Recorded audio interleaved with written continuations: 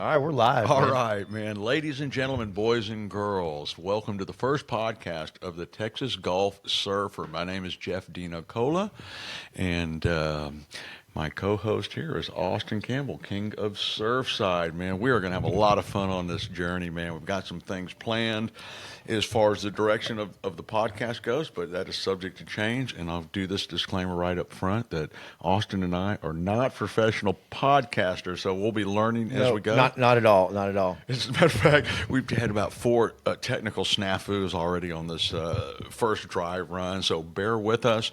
I think the thing that brought Austin and I together to do this is we want to do something to unite all Texas surfers from Galveston all the way to South Padre Island. Even though we're hosting this out of the beautiful surf station in Surfside, Texas, we're really going to be covering a lot of stuff and talking to surfers all up and down the coast. And I think that kind of intrigued me and you to, we think we know a lot about all of our surfing brothers and sisters, but we're going to learn a lot more about them. And I think that's kind of cool. Yeah. We're gonna talk to people from Galveston, Surfside. The guys who go to Matagorda all the time, Corpus, Port A. South Padre, so we're going to go all down the coast, have some different correspondents and stuff like that, and we're going to meet some different local surfers and stuff like that. So we'll start off with ourselves. Jeff, let them know a little bit about yourself. Yeah, Quick. real quickly, I've been surfing down here in Surfside where I started when I was about 12 years old. I have lived abroad, Hawaii, California, for many years, but this has always been my home. I'm a Texas surfer and very proud of that. I'm also the director of the Texas Gulf Surfing Association. So if you don't know me and you see me out and about, come up and say hi.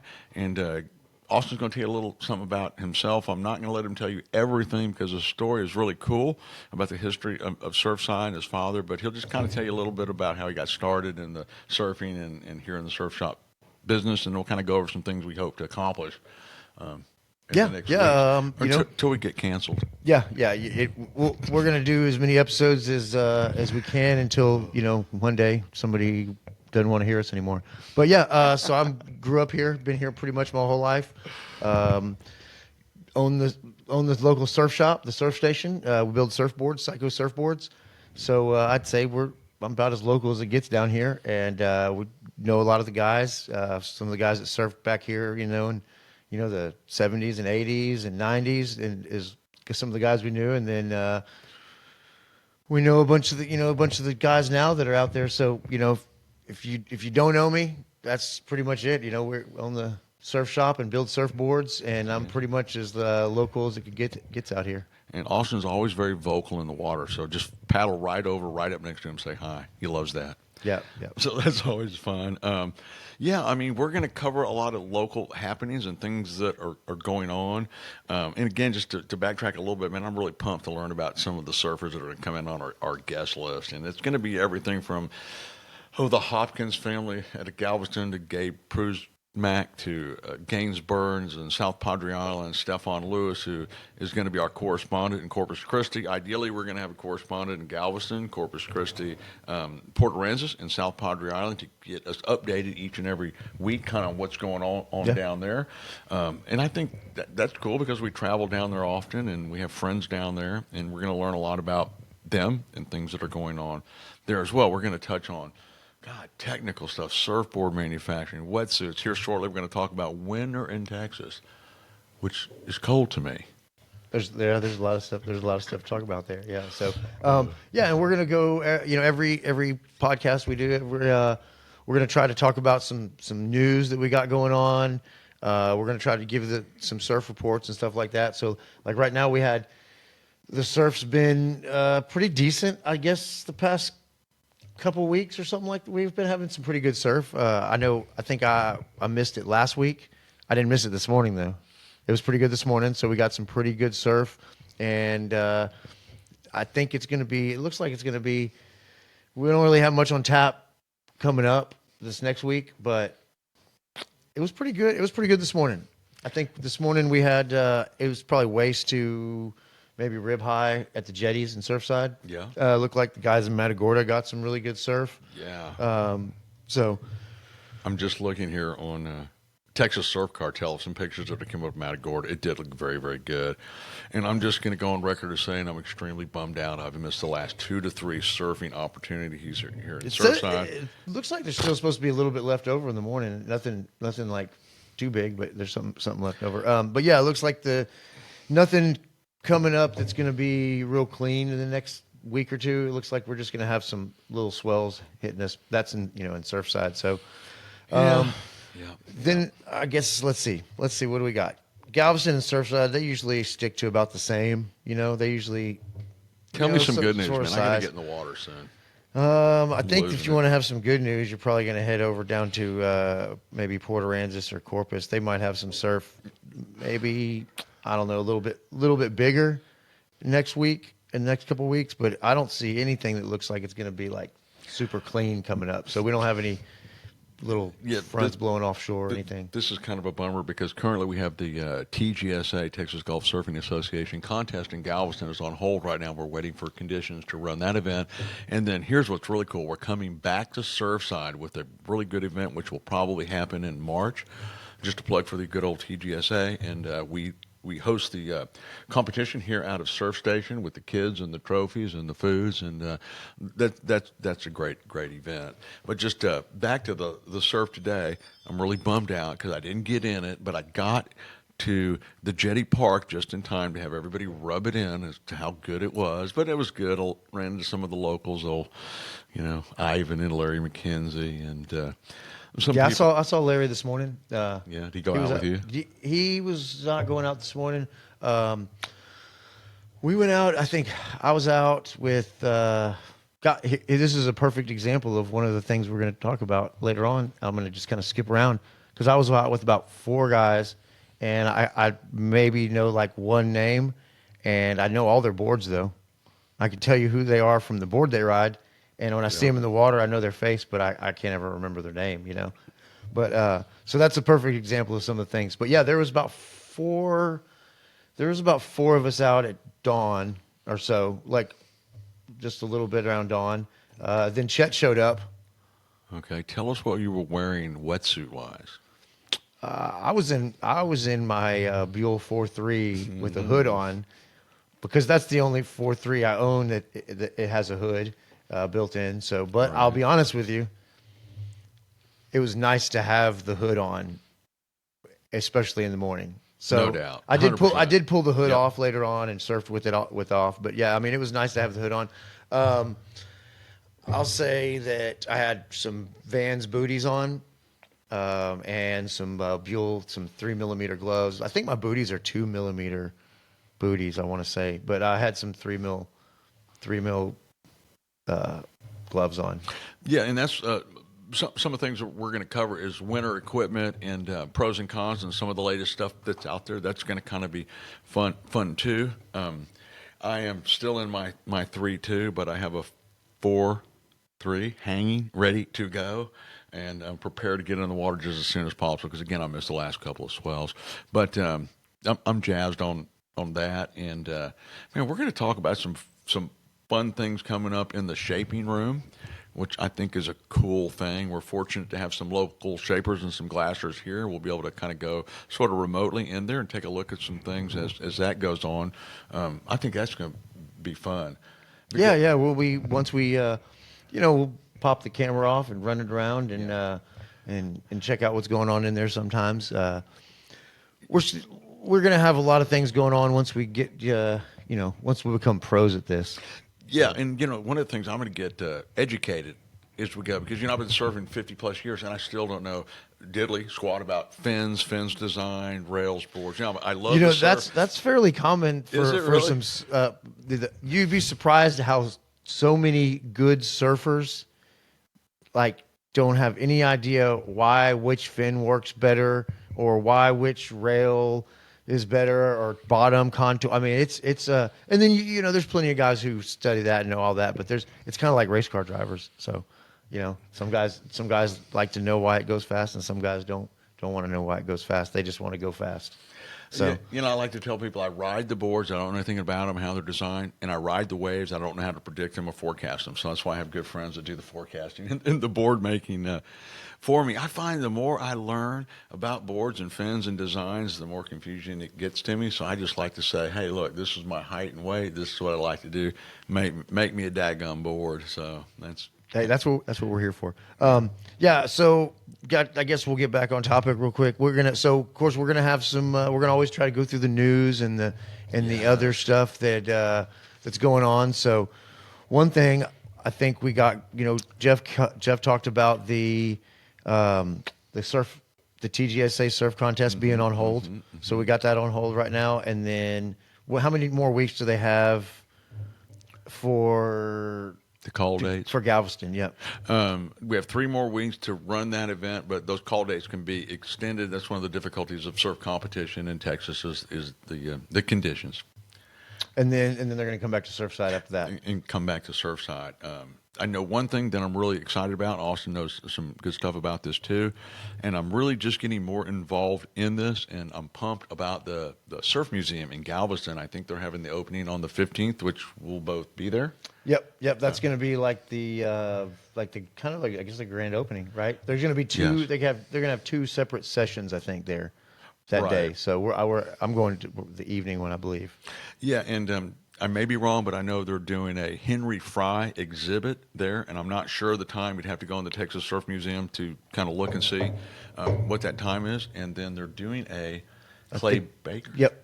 I think it's Baker. Yep. That is cool, and these are legendary surfers. So you will see who's who in the surfing business, and it's going to be a great event. And I think it's important because that is our history in Texas surfing. I think it's important that we all get out and support that. Yeah, and I would say those guys over there have been doing a lot of work. So especially Al, I want to give a shout out to Al Brown. He's been it's been his kind of project that he's been working on, and it's been a lot of work. So And he's got a bunch of other people over there helping him out. Yeah, and so. a couple other names is Kelly Daughtery over at the Texas Surf Museum, and Bobo Condi. People know that guy, right? Yeah, Galveston legend. Has been instrumental in raising money to keep that thing afloat and going. And John Jones and just a handful of others. I'd miss a lot of names that are involved with that. So it's an important project. And I know just we're a little out from it, but I always am looking forward to the old guys surf reunion. Man, that's my thing. Yep. And So this year we're tell us gonna. about So there's going to be a change of date this year. We wanted to get back to the. By the way, I'm actually the president of the Old Guys Surf Reunion. This is true. Which is somewhat funny because I'm not too much of an old guy. I kind of am a little bit old guy, but so yeah, it is something we've been doing a long time. It's great. Now we do raise a lot of money for everything. Goes back to Surfside. It goes back to putting on the event and then go back to Surfside. So the Old Guys Surf Reunion, it's great. People come out. It's not just for old guys. It's for everybody to come out and really just see some of the history of surfing in Surfside in particular. So, but it's good. So, but yeah, we're gonna have a change of date this year. We're gonna do Stallman. We want to get back to Stallman. They got some things where we can't really get over the dunes. They haven't built the walkover there yet. Oh. So yeah, so we kind of want to. We won't be able to get to the beach is the main thing. So what we're gonna do is we're gonna have it in October, and I believe the date is gonna be October 4th.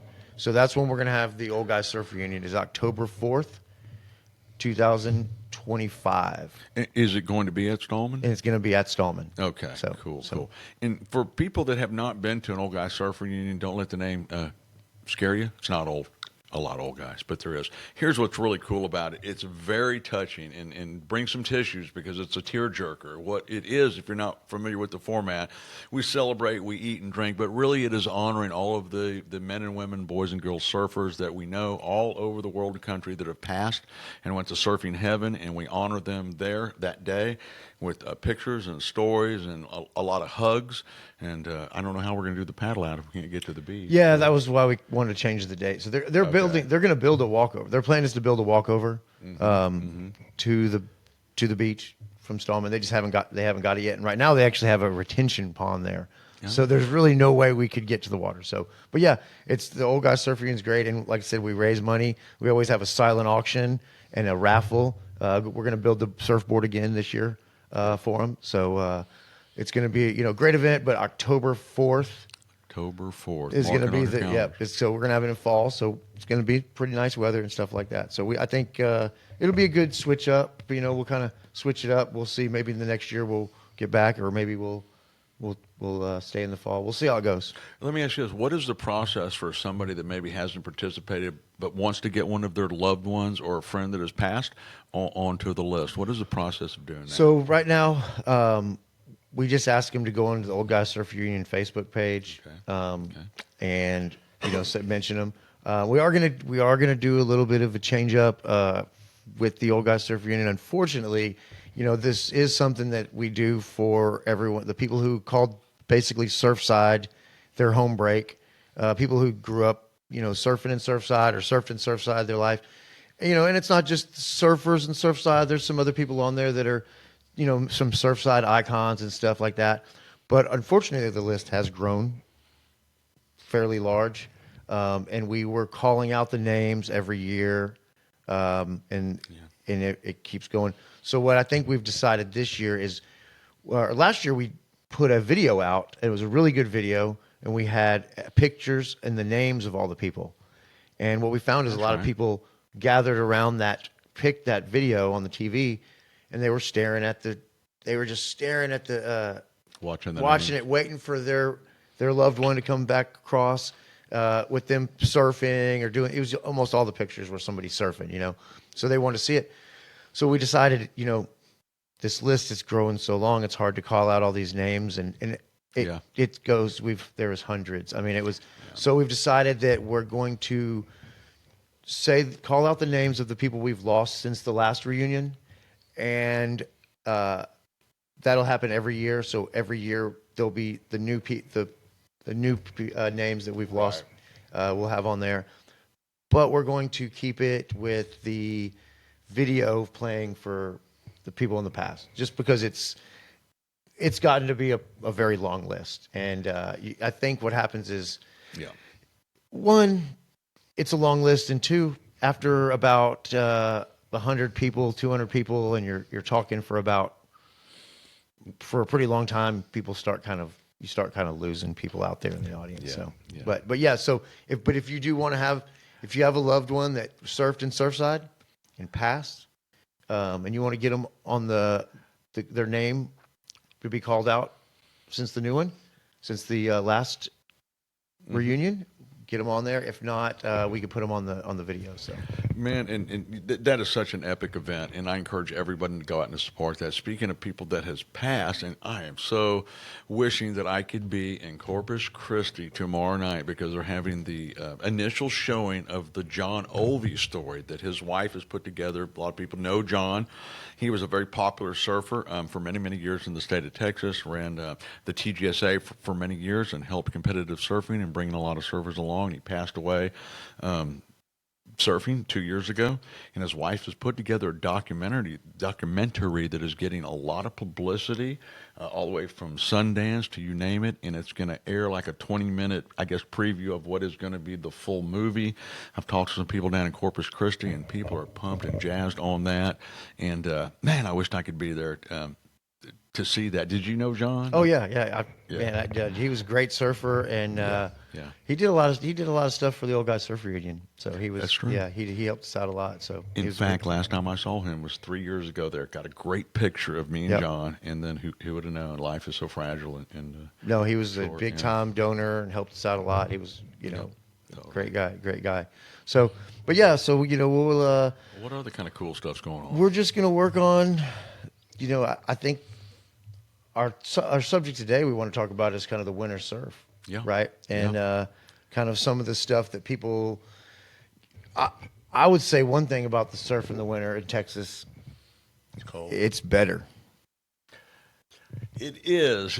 My quick take on it is that you got to, the windows are short. You got to really time it. You got to really stay on top of your weather and your people that forecast this kind of stuff. And it is good, but here's another thing that I've really noticed, man. The crowds are light, very thin.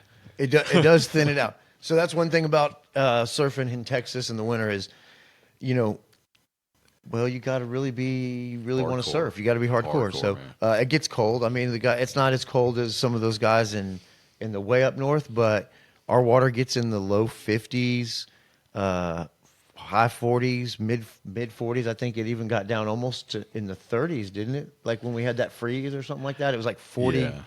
42 or something like that. So our water gets real cold. You know, people think, and in the same does. year you can have almost 90-degree water. But so it thins out the crowds for sure. It really does. And, you know, the technology in the wetsuits is so good, though. You can really get by no problem here in Texas in the winter. And to be honest with you, globally speaking, we don't really get cold water. I mean, my brother lives in Alaska. That's cold water. New Jersey. I mean, there are places globally that people are surfing every day and just brutally ice cold water. I think we just get so many months of warm weather here that our bodies, you know, like I have friends that live in Santa Cruz and it don't phase them, man. They're out in cold water every day. But we don't get it, but for But like those 3 guys in months, California, man. their water, unless you go up north, Yeah. their water doesn't get as cold as our water. Seems like it's a It's different cold. kind It's of cold all the man. time. Like it's cold in the winter. It's cold in the summer. But you know, when the water gets down in the, what's the coldest you've surfed water in Texas? Oh, 50s. 47. I Well, surfed in not me. 47-degree water. So I mean that's cold. And the thing is our wind is blowing. Now this morning, Yeah. was I was in a 4.3.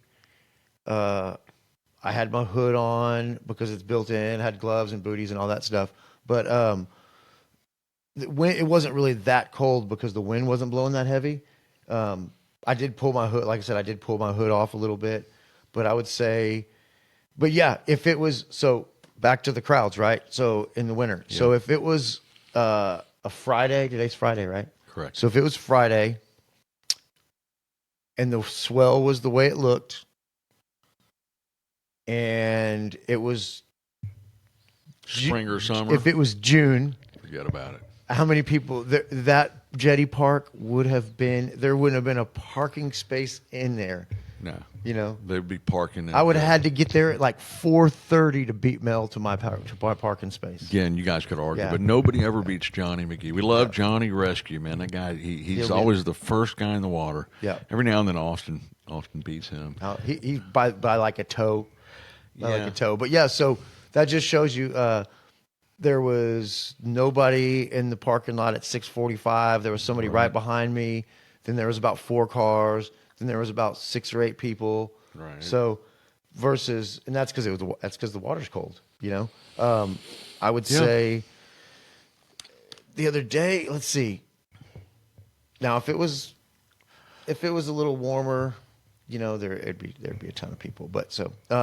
Well, I think that's just the cycle. I call them summer surfers. We welcome all, man. I'm the Texas Surf Ambassador, so I like everybody to come year round, whether you're 1 year old or like Johnny McGee, 75 years Well, I old. mean, the surf it definitely gets bigger in the winter, and it's it's bigger. It's a little more powerful unless you have a hurricane come or something like that. But so for the most part, you know, and you got a wetsuit on. The wetsuit's a little constricting a little bit. I will say that they're way better than they used to be.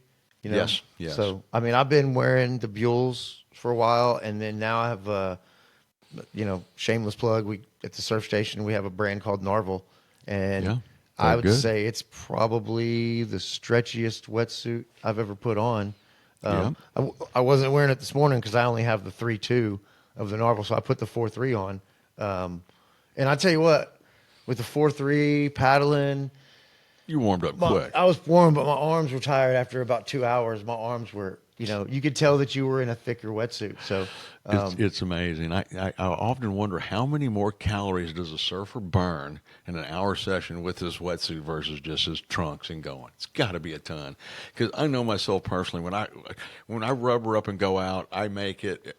I'm lucky if I make it an hour and a half. Let me put it to you that way. So do you and try that's a stretch. to, do you, how long do you try to go with you try to like just trunks until the full suit, or are you going to a top, Oh, no. spring suit? Dude, I'm the biggest wuss ever. It gets cold. I'm the guy out there. I'm like the first guy in a full length. People are like laughing at me. I don't like cold water, so I came in I bought one of those sleeves from her. Yeah, one the of those. Narvel, did it like is it a 2 mil as soon It's a as 2 mil long sleeve. that's what I bought from Yeah. you. And then it worked out perfect because in that transition time from where we were slash summer, fall into winter where it's freezing. I mean, that thing came in perfect. It was, just asleep. But no, I am a summer surfer. I like warm water in the tropics. But man, we're here and we're going to surf. So man, I encourage you, come on down. If I'm going to go in the water, come on, some other people are going to go in the water too.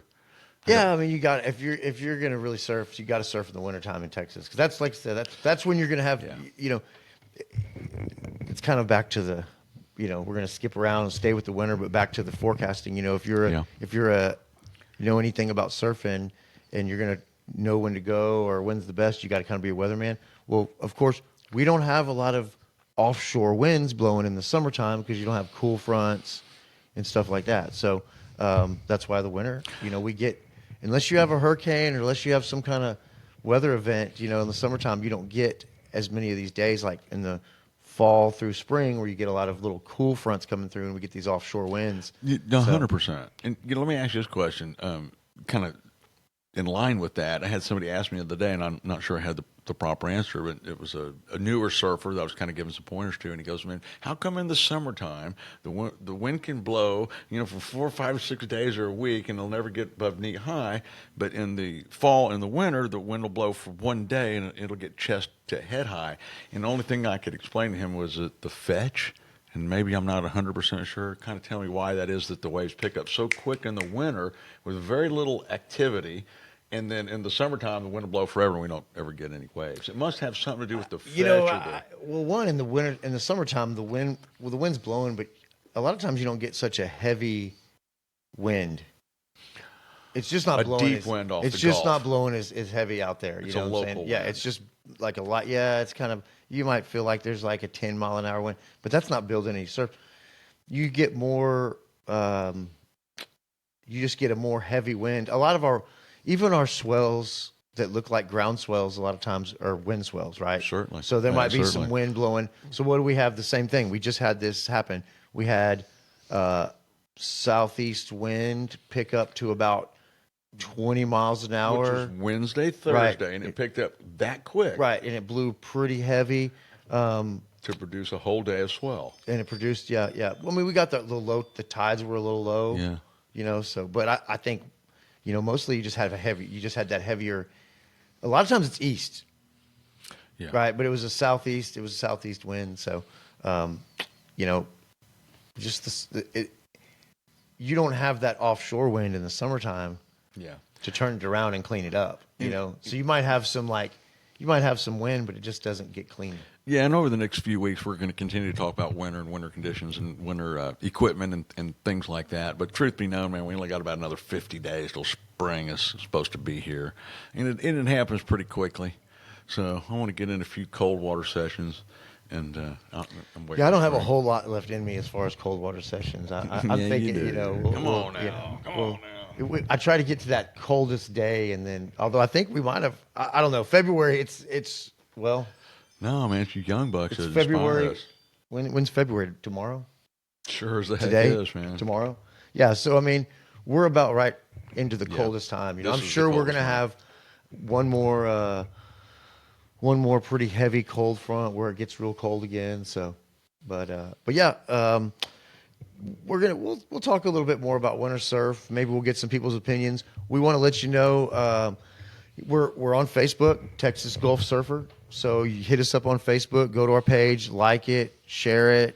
We're going to be launching the podcast in different. We're going to have Facebook, Instagram, TikTok, if it's still alive. We're going to have it on Spotify and YouTube for you to watch. So you can get out there and subscribe to our channel and all that good stuff. So we got a Texas. We already have the YouTube channel, Texas Gulf Surfer YouTube channel. But and you got any questions? Anybody wants to come be on the podcast? You want to hey, you got a question that you want us to answer on the Gotta be on my podcast, or list. I mean, Jeff's already probably got your name on here, but yeah, anything you want, I would say hit us up. Oh, there it is. Well, look, We're having technical difficulties. so We're fading.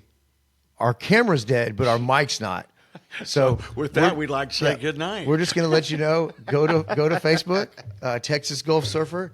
Hit us up. Any questions? Like the page and shoot us a message. You know, we'll try to take care of it.